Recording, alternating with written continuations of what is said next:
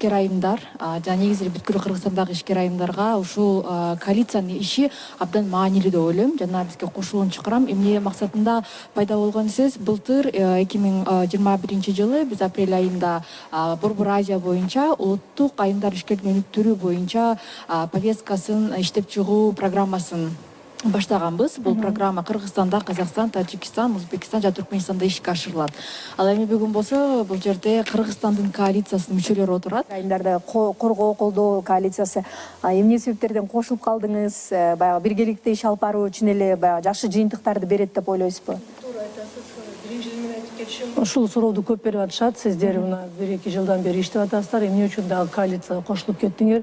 Сиздердин эле максатыңар ошо болчу, ишкер айымдарды колдоо, жалаң эле бизди өзүбүздүн региондо, өзүбүздүн Кыргызстанда эмес, керек болсо ушу Борбордук Азиядагы аялдарды бири-бири менен тааныштырып, ошол боюнча иш алып баруу. Менин оюм боюнча ишкер айымдардын көйгөйлөрү абдан көп.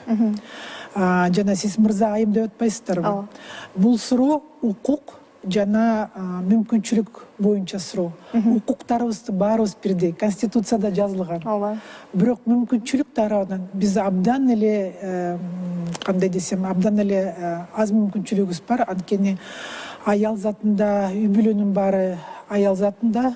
Кайнене, кайната, балдары, күйөө соруса, ким багат, садиктерибиз жетишпейт, мектептерибиздин акыбалы начар.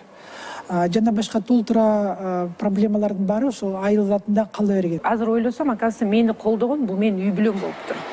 Биринчиден, вот аял кишисине, если ишмердүүлүккө барам деп багынган аял киши болсо, эң биринчи поддержка ал үй бүлөдөн кетет экен да. Жолдошу, Айнур эже айтмакчы, кайнене кайнтасы колдосо. Айнур эже айткандай эле кошулуп кетсем, мен 95% айымдар менен иштешем. Аялдар, жаш кыздар, подросток кыздар.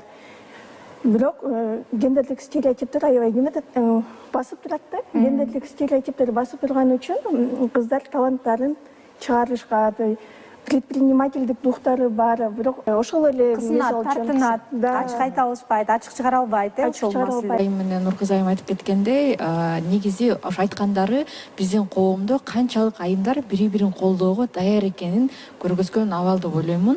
Жана биз билем, Гүлера айым көптөгөн долбоорлор, социалдык долбоорго катышып, өзүнүн колдоосун көргөзүп, ошондой эле финансылык жактан айымдарга колдоо көргөзөт да, өзүнүн проекттерин ишке ашырууга.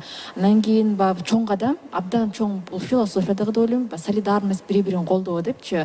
Анан кийин эми ошол колдоо кичинекей эле кругта калып калбай, кичинекей бири-бирин тааныган ишкер айымдар арасында эмес, негизи улуттук деңгээлде региондор, шаарлар бири-бири менен биригишип колдоо көргөзсө, андай мен ойлойм, жеңилирээк болот көптөгөн нерселерди өтүү.